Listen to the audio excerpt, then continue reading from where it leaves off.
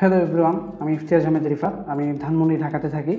আমি আমার মাস্টার্স প্রোগ্রামের জন্য ইউকেতে অ্যাপ্লাই করেছি গ্লোবাল এডুকেশন কেয়ারের থ্রুতে। তো আমি জব করতাম, যে কারণে আমি প্রপারভাবে ফাইন্ড আউট করতে পারছিলাম না ইনফরমেশনগুলো, কীভাবে আমি ইউকেতে মাস্টার্স করব।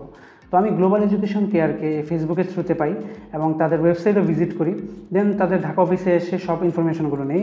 তারা আমাকে যতটুকু আশ্বস্ত করেছে তাদের কথাগুলো, যে তাদের বিফোর এবং আফটার কোনো সার্ভিস চার্জ নেই ভিসার জন্য। তো এটা আমি অনেক বেশি রিলায়েবল ফিল করি।